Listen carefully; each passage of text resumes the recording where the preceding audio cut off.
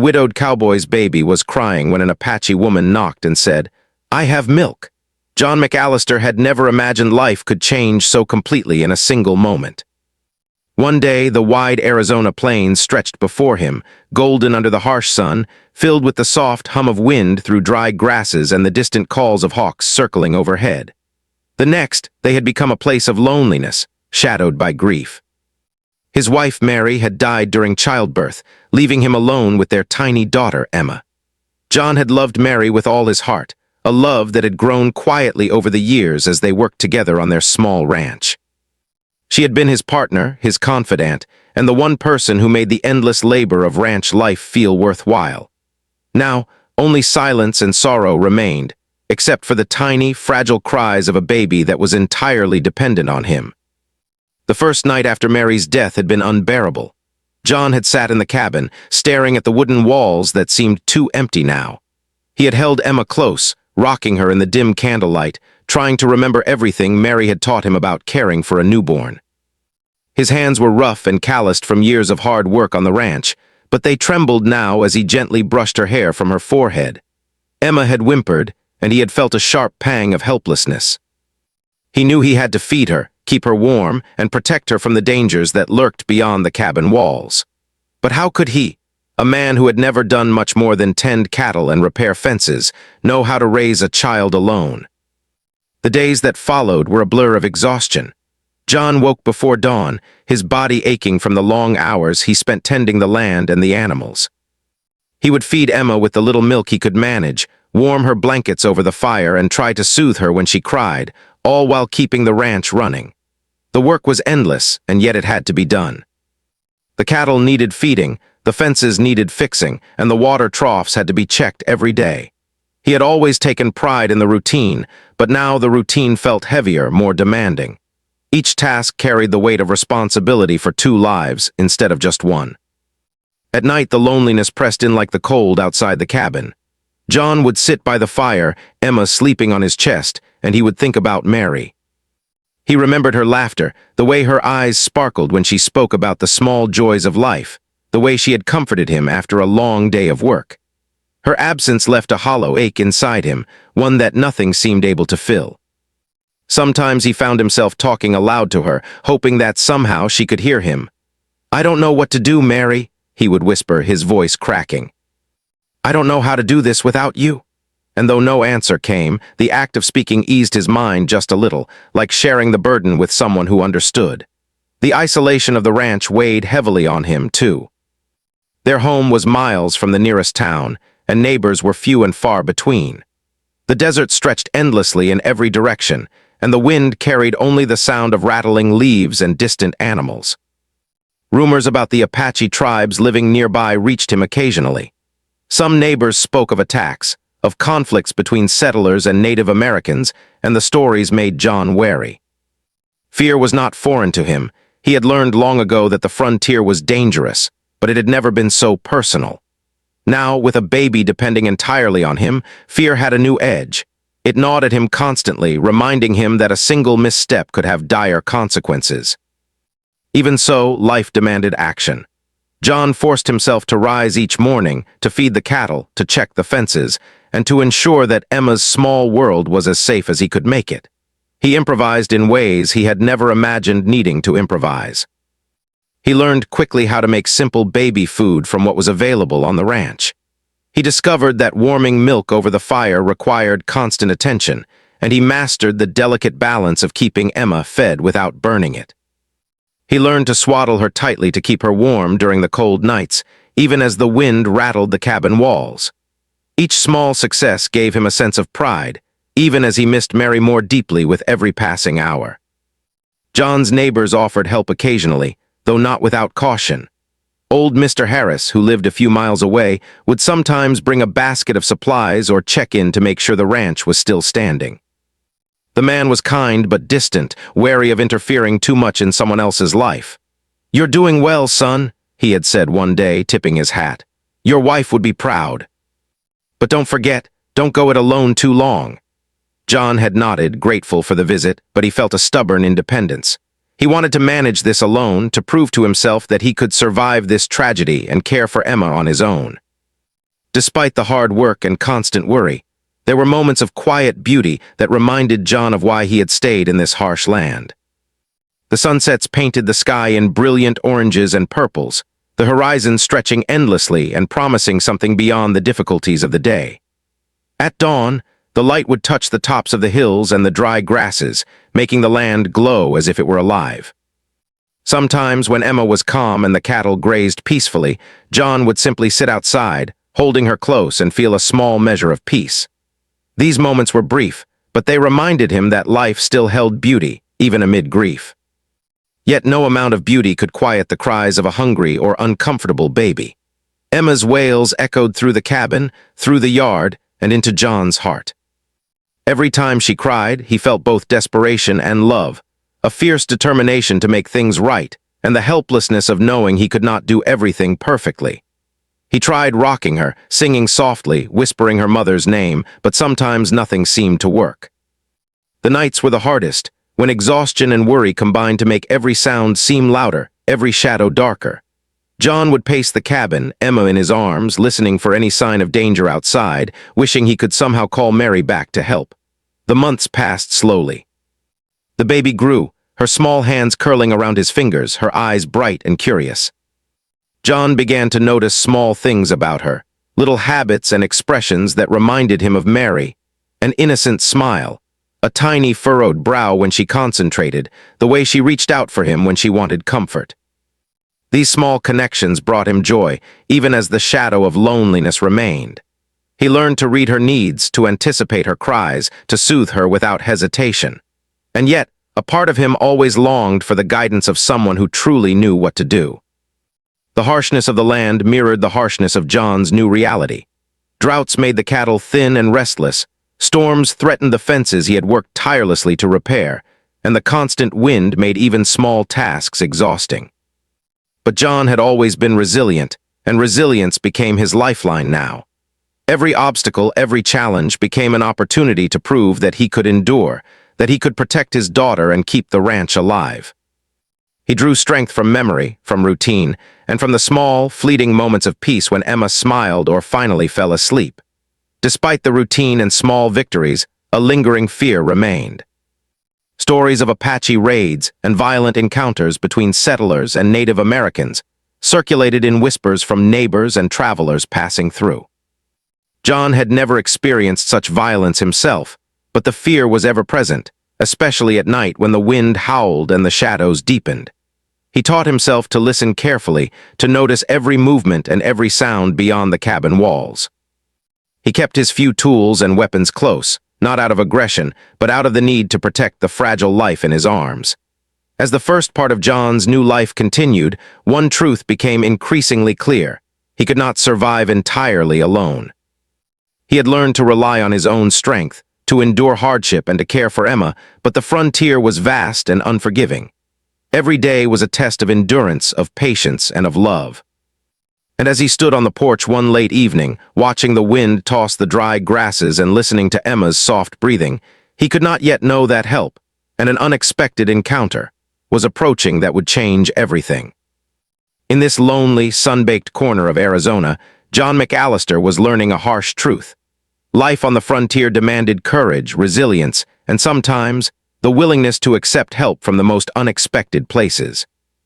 And though the horizon stretched endlessly, promising uncertainty and challenge, he held Emma closer, ready to face whatever came next, determined that both their lives would continue, no matter the cost. The sun rose slowly over the Arizona plains, casting long golden rays across the dry grasses. The morning air was warm, but John McAllister already felt the weight of another long day pressing down on his shoulders. He had spent the night awake, trying to soothe Emma when her cries had pierced the darkness. His arms ached from holding her, his mind spun with worry, and the tiny baby had barely slept. Despite the exhaustion, he had risen with the dawn, knowing that the cattle needed feeding, the fences needed repair, and Emma needed him more than ever. The baby's cries had become sharper over the past few days. John noticed that she seemed hungrier than usual, her small hands reaching for something he could not give. He had tried feeding her the small amount of milk he had saved, but it was never enough. He paced the cabin, bouncing her gently, whispering soft words that barely reached his own ears. "It's all right, Emma. Daddy S here. You'll be fed soon." Yet the cries persisted, a small, urgent reminder that his resources were dangerously low. Panic began to creep into his thoughts. He had never felt so helpless in his life. John glanced around the cabin, searching for anything that might help. The shelves were nearly bare. The pantry held only a few jars of dried beans, some hard biscuits, and a small bit of powdered milk he had been rationing. The thought of running out completely made his chest tighten. The nearest town was miles away, and the journey would take hours on horseback, hours he could not spare while Emma cried in his arms.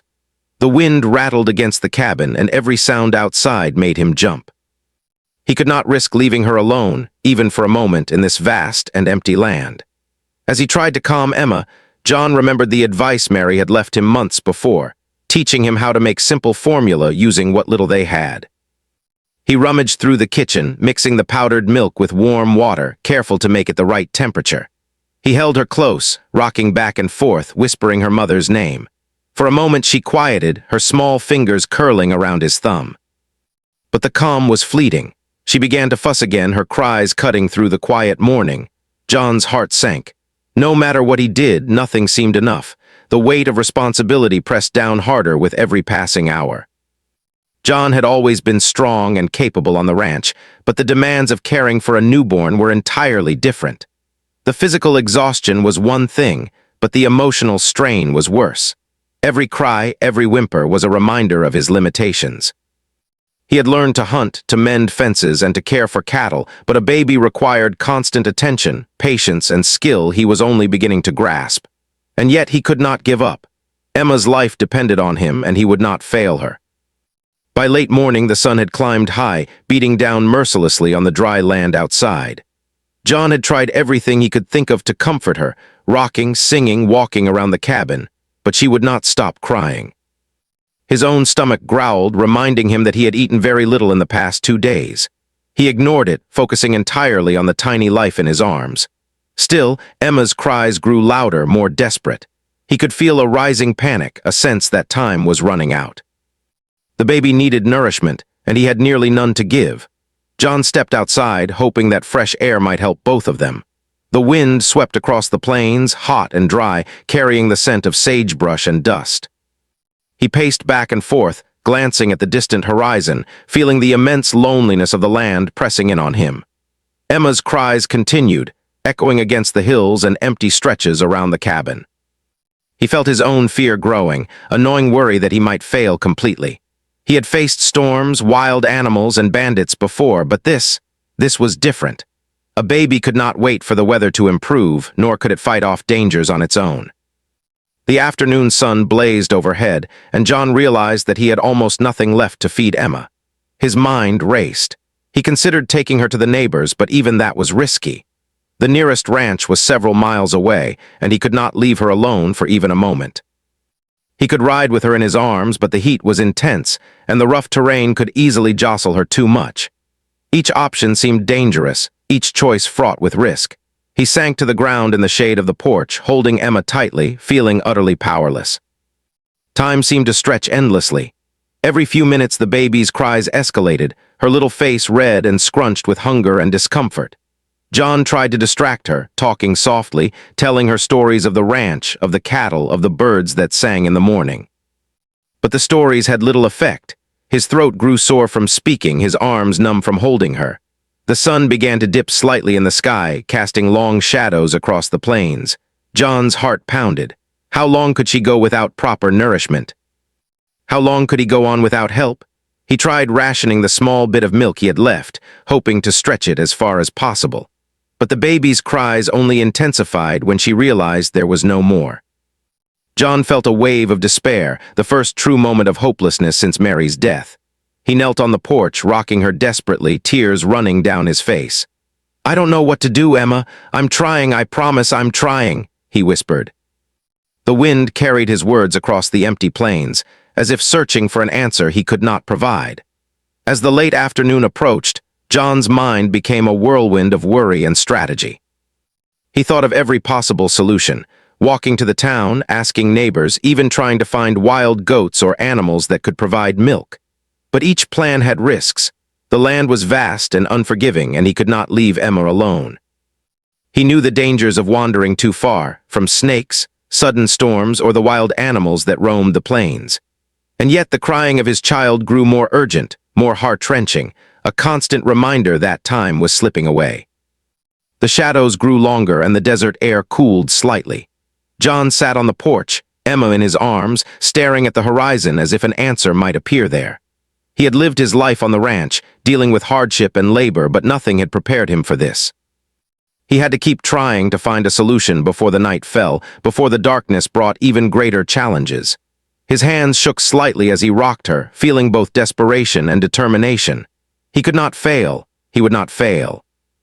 Just as he began to feel the hopelessness creeping in, a small movement at the edge of the property caught his eye.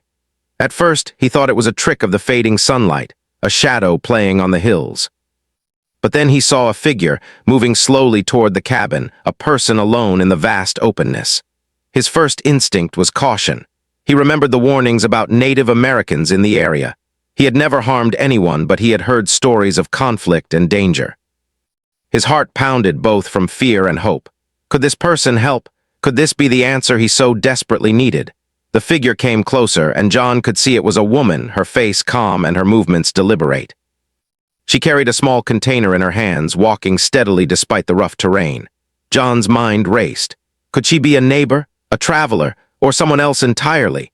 His fear warred with his need to help Emma, who now stirred in his arms, sensing the presence of someone new. The baby's cries softened slightly, as if she could sense hope approaching. John felt a mixture of relief and apprehension.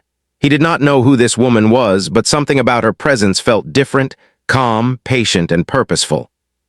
The woman reached the porch and stopped a few feet away, nodding politely.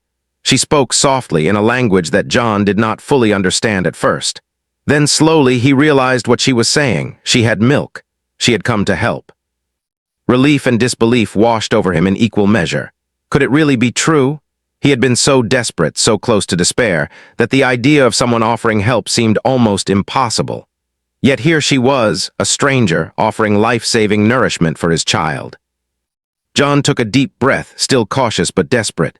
He stepped forward slightly, his arms still holding Emma, and asked if she could help. The woman nodded, her eyes kind and patient. John felt a small surge of hope, the first in days, and he allowed himself to relax slightly.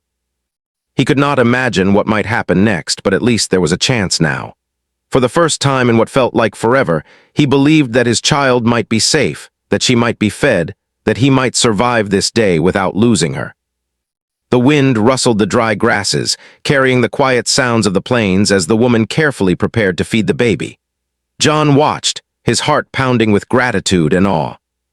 The cries that had seemed endless began to fade, replaced by the soft coos of a child finally receiving nourishment.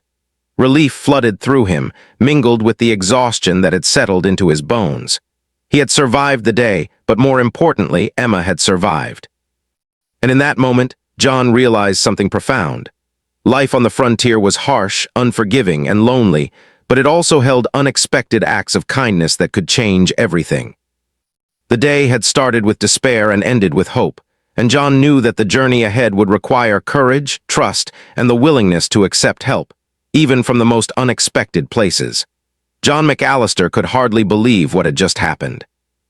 Only hours ago, he had been overwhelmed by helplessness, pacing the cabin with Emma in his arms, her cries echoing across the empty plains. Now, a stranger had offered exactly what he could not provide: nourishment for his baby. The Apache woman, her name, as he soon learned, was Nayeli, had stepped onto his porch carrying a small container of milk, and in moments, Emma's cries had softened and then faded entirely. Relief surged through him so strongly it almost left him trembling. He held Emma close, feeling her tiny heartbeat against his chest, and for the first time in days, he allowed himself a small, shaky breath of hope. Nayeli did not speak much at first, but her calm presence spoke volumes. She set the container on a small table outside the cabin and motioned for John to sit while she showed him how to feed the baby properly. Her hands were gentle, her movements precise, and John watched closely, trying to memorize each step. He realized then that she had cared for infants before, perhaps her own, perhaps others in her community. He felt both admiration and gratitude. Here was a woman who had crossed fear, distance, and cultural barriers just to help a desperate stranger. "Slowly," she said, her voice soft but firm, pointing at Emma as she gently guided the bottle to the baby's mouth. John nodded, trying to mimic her actions, feeling awkward but determined. He had never fed a baby with such care before. The movement seemed delicate, almost sacred. Emma drank hungrily, her small hands clutching at the bottle and then at John's finger. He felt a weight lift from his shoulders. She was fed. She was safe. For the first time since Mary's death, John felt a sense of control returning to his life. Over the next few days, Nayeli visited regularly. At first, John was cautious, unsure how much trust he could place in a stranger, especially one from a culture his neighbors often spoke of with suspicion and fear. But each time she appeared, she came not with demands or expectations, but with quiet guidance and practical help. She taught him how to prepare food for Emma using the supplies they had, how to maintain warmth in the cabin during cold nights, and how to soothe her when she cried. Her instructions were simple, clear, and always patient. John marveled at how much he had learned in such a short time. Nayeli also shared knowledge about the land itself. She pointed out which herbs could help calm a baby's upset stomach, which roots could be boiled for minor fevers, and which plants could provide extra nutrition. John listened attentively, grateful not only for the survival skills, but also for the opportunity to see the land from another perspective. He realized that he had spent years surviving on instinct and experience alone, but there was so much more to learn if he could just open himself to guidance. Nayeli's presence became a bridge, connecting him to knowledge he had never imagined he might need. The trust between them grew slowly, carefully. John still felt a pang of caution whenever she approached. He had been taught to fear outsiders, after all. But the sincerity in her eyes and the gentle way she treated Emma slowly melted his apprehension. One afternoon, as they worked together in the small cabin, John finally spoke aloud the thoughts he had been carrying since Mary's death. "I don't know if I can do this," he admitted quietly, his voice heavy with emotion. "I love her, I do, but I'm afraid I'll fail her." Nayeli nodded, understanding in her gaze. She did not offer empty reassurance. Instead, she simply placed a hand on his shoulder and said, "You are learning, you are trying." "That is enough." Her words were simple, yet they carried a depth of wisdom that John had never encountered before. In that moment, he realized that survival was not just about hard work or strength. It was about learning, adapting, and accepting help when it was needed. The fear and pride that had bound him began to loosen, replaced by a cautious sense of hope. The days that followed were filled with small victories. John began to anticipate Emma's needs, adjusting the cabin environment to make her more comfortable. He learned how to soothe her quickly when she cried, how to recognize hunger cues before they became desperate wails, and how to balance ranch work with childcare. Each day, he felt more confident, more capable. Nayeli's guidance had been invaluable, but it was his determination and love for his daughter that made the lessons stick. John also began to see Nayeli not just as a helper, but as a teacher, a guide, and a friend. She shared stories of her own life, of her community, and of the ways her people had learned to survive in this harsh land for generations. John listened, fascinated by her knowledge of the desert, the plants, the weather, and the animals. He realized that he had been so focused on survival through sheer effort that he had overlooked the wisdom available to those who had lived here longer than he had. Her presence opened a new way of understanding the world, one that combined practical skill with respect for the land itself. The more John learned, the more he respected Nayeli. She was patient without being condescending, firm without being harsh, and kind without being sentimental. She did not pity him, and she did not rush him. Instead, she guided him with quiet authority, allowing him to gain confidence at his own pace. He began to feel a deep gratitude, not only for the practical help she provided, but also for the reassurance that he was not entirely alone in this vast and lonely world. As trust grew, so did their shared sense of purpose. They worked together not only to care for Emma, but also to maintain the ranch. Nayeli showed John how to gather water more efficiently, how to identify weak spots in the fences, and even how to coax the cattle into better grazing areas. John marveled at how much easier life became when he could rely on both his own strength and the guidance of someone knowledgeable. For the first time in weeks, he felt a sense of balance returning to his life, a sense that the impossible tasks ahead were at least manageable. One evening after a long day of work, John and Naomi sat outside on the porch. The sun dipped below the horizon, painting the sky in shades of orange and purple. Emma slept peacefully in her crib nearby, her small chest rising and falling in steady rhythm. John exhaled deeply, feeling the tension of the day leaving his body. "I never thought I'd make it through this alone," he admitted softly, "but somehow I'm learning."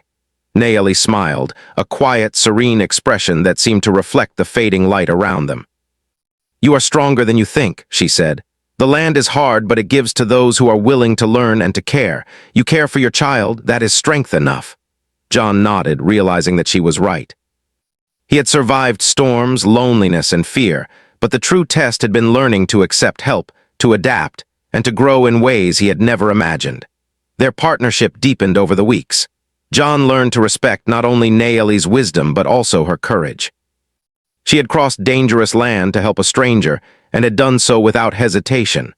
Her presence challenged the prejudices he had grown up with, showing him that trust and kindness could exist even across cultural boundaries. Each lesson she taught was a bridge, connecting not only skills and knowledge, but also two people learning to see beyond fear and difference. One day, a minor accident occurred on the ranch.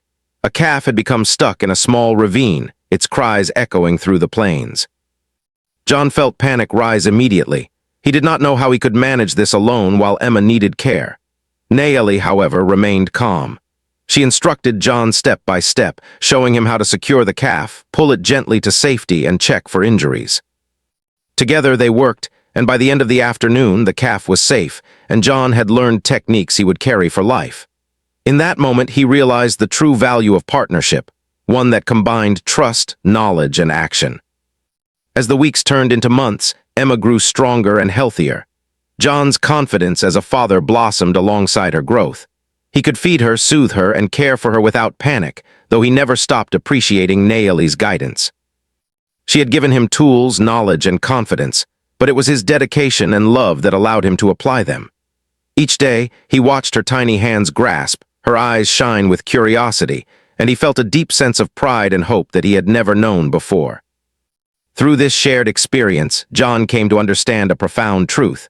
Survival in the frontier was not just about strength or courage. It was about connection, trust, and the willingness to learn from those around you. He had always been independent, proud of his ability to manage the ranch and face challenges alone. But now he understood that true strength included humility, openness, and gratitude. Life could be harsh and unforgiving, but it could also be generous when one was willing to accept guidance and kindness. The presence of Naomi also changed John's perception of the world around him. He began to see the land with new eyes, recognizing the wisdom in her teachings and the depth of knowledge that had been honed over generations. He began to respect the people he had once feared, realizing that stories of conflict often overlooked the humanity and skill present in every community. For John, this was more than survival. It was a transformation of understanding, a reshaping of his worldview through experience, necessity, and the gentle guidance of a compassionate teacher. And so, life on the ranch began to take on a rhythm that John had not thought possible after Mary's death. Days were still long, work was still hard, but there was hope and trust now. There was learning and growth, laughter mingling with tears, and moments of quiet reflection that reminded him of the beauty and resilience of life. Emma thrived, John grew stronger and wiser, and Naomi remained a steadfast presence, guiding and supporting them in ways that words could barely capture. By the time the first frost touched the plains, John knew that he had passed a true test, not just of survival but of heart, courage, and openness. He had faced desperation, fear, and the challenge of raising a child alone. He had learned to trust, to listen, and to accept help. And in doing so, he discovered something remarkable, that human kindness could appear in the most unexpected forms, and that even in a harsh, lonely world, compassion and wisdom could change lives forever. Winter had begun to settle over the Arizona plains, painting the dry grasses and rugged hills with frost and early snow. John McAllister stood outside the cabin, holding Emma in his arms. She had grown noticeably stronger over the past months, her cheeks round and rosy, her eyes bright and alert. Every small milestone filled him with pride.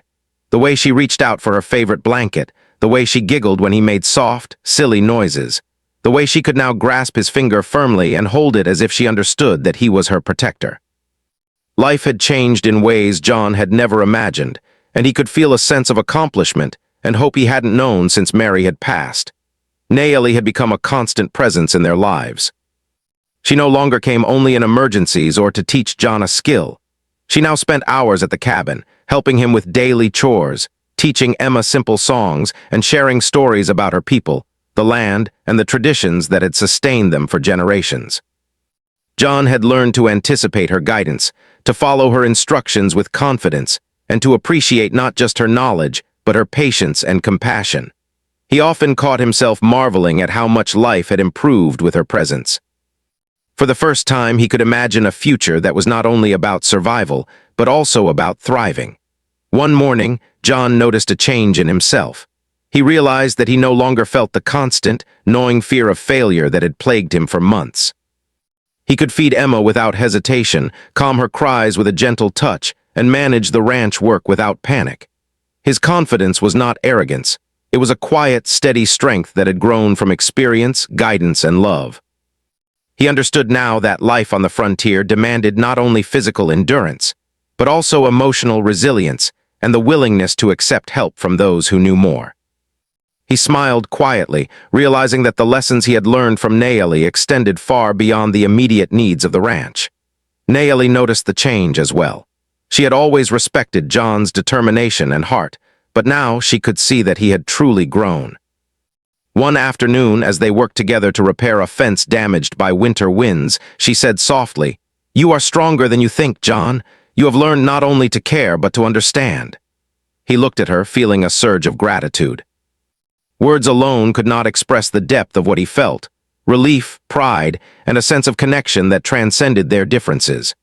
In that moment, he realized that trust and kindness could overcome the barriers of culture, fear, and distance. The bond between John and Nayeli grew naturally over time. They shared stories of the past, both joyful and sorrowful, finding common ground in their experiences of hardship, loss, and the determination to survive. John told her about Mary, his late wife, and the love they had shared. Nayeli spoke of her family and the traditions of her people, of the way the land had taught them resilience, patience, and respect. Through these exchanges, John began to understand the richness of a culture he had once only known through rumors and cautionary tales. He began to see the land differently, not just as a harsh, unforgiving place, but as a living world with wisdom embedded in its hills, rivers, and skies. Emma thrived under their combined care. She learned to crawl, then to walk, her small feet pattering across the wooden floors of the cabin. She laughed more freely, her giggles echoing across the plains and filling the previously silent home with warmth and life. John watched in amazement as she explored, touched, and discovered the world around her. Nayeli encouraged him to interact with Emma in ways he had never thought of, teaching him small games, songs, and gentle exercises to help her development. Each day, John grew more confident as a father, and each day he felt more connected to Emma, Nayeli, and the land itself. One evening, after a long day of work, John and Nayeli sat outside the cabin. The stars had begun to appear in the darkening sky, sparkling across the vast expanse above them. Emma slept peacefully nearby, wrapped in a warm blanket. John reflected on the journey they had all been through, the despair, the struggle, and the gradual emergence of hope. He felt a profound sense of gratitude for Nayeli, who had risked so much to help them, and for Emma, whose presence had given him purpose and strength. The silence between John and Nayeli was comfortable, filled with unspoken understanding and shared experience. Over time, John began to notice how the community around the ranch had changed as well. Word of Nayeli's visits and her help with Emma had spread quietly among neighbors. Some were surprised, others skeptical, but most came to respect the quiet partnership that had formed.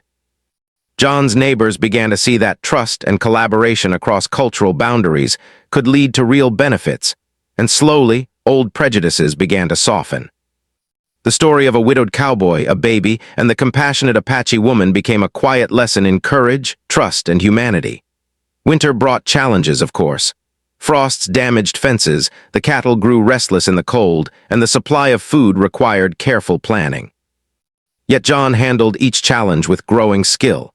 He worked alongside Nayeli, learning techniques that combined his own experience with her wisdom.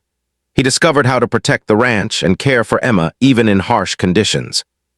The cold, which had once seemed unrelenting, became manageable. He found satisfaction in the rhythm of the work, the routine, and the knowledge that each day brought small victories, even amid hardship. Spring eventually arrived, melting the frost and bringing new life to the plains. Grass grew greener, streams flowed with fresh water, and the cattle gained strength. Emma laughed in the warmth of the sun, chasing butterflies and exploring the land that had once seemed so harsh and unwelcoming. John's pride in her growth was immense. He marveled at how resilient she was and how much he had grown alongside her. Nayeli watched quietly, smiling at the scene, her presence a constant reminder that care, trust, and guidance could transform lives. John often thought about the day Nayeli had first appeared on his porch, carrying the small container of milk that had saved Emma. He realized that life could turn in an instant, that moments of kindness could change the course of entire lives. He had learned that fear and caution were necessary, yes, but they could not stand in the way of compassion and help. He had learned to see people as individuals, not as rumors or stereotypes, and he had discovered that wisdom often came from unexpected sources. The bond between John, Emma, and Nayeli became something deeper than friendship. It was a partnership built on trust, shared struggle, and mutual respect. John relied on Nayeli's knowledge and guidance, Nayeli relied on John's strength and determination, and Emma flourished under their combined care. Each day, they learned from each other, shared responsibilities, and celebrated the small joys that life on the frontier could provide. In this partnership, John found not only survival but also meaning and connection. John also began to see the long-term possibilities for their lives. He had once feared that the ranch was too remote, that the hardships were too great, and that he would never manage alone. Now, he saw a future in which he could not only survive but thrive. He imagined Emma growing up strong, confident, and curious. He imagined the ranch prospering with the knowledge and skills he had gained. And he imagined the continued friendship and guidance of Nayeli, whose presence had become invaluable. The horizon no longer seemed threatening. It seemed full of promise.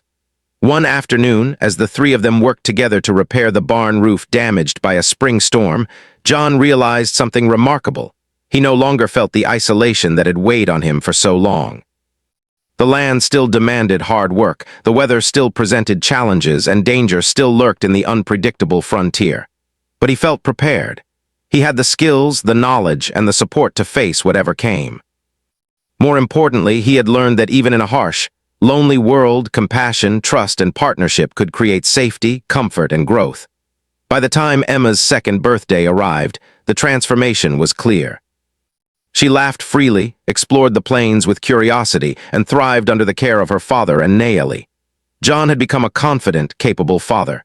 He had grown in skill, patience, and understanding. The ranch was more secure, the cattle healthier, and the cabin warmer and more welcoming. The once overwhelming challenges of survival had become manageable tasks, met with determination, knowledge, and trust. Nayeli's visits became less about immediate need and more about continued guidance, shared work, and storytelling. She taught John songs, taught Emma simple words in her language, and shared the history of her people in ways that fascinated both father and child. John listened, learned, and absorbed these lessons with humility and gratitude. He realized that life's challenges could be softened not only by skill, but by wisdom, kindness, and the willingness to accept guidance from others. John reflected on all he had learned. The journey from despair to hope had been long and difficult, filled with exhaustion, fear, and uncertainty. But it had also been filled with discovery, growth, and connection. He had learned that no man or child survived alone in the harsh frontier. It was the combination of skill, love, trust, and guidance that ensured life could flourish. Nayeli had shown him the power of compassion, the value of knowledge, and the strength that comes from partnership. As the sun set over the plains, John held Emma in his arms and watched the stars appear one by one in the darkening sky. He felt a profound sense of gratitude for Emma, for Nayeli, and for the lessons that hardship had taught him. Life on the frontier remained challenging, but it was no longer overwhelming. Hope, knowledge, and trust had transformed despair into possibility, and he knew that whatever came next, he could face it with courage and confidence. For John McAllister, the widowed cowboy, life had changed in ways he could never have imagined. A chance encounter, a stranger's kindness, and the determination to survive had reshaped not only his destiny, but the destiny of his daughter. The cabin that had once felt lonely and empty now echoed with laughter, learning, and life. And in the heart of the vast Arizona plains, a fragile bond had grown into a foundation of strength, compassion, and hope, a living testament to the power of human kindness and resilience.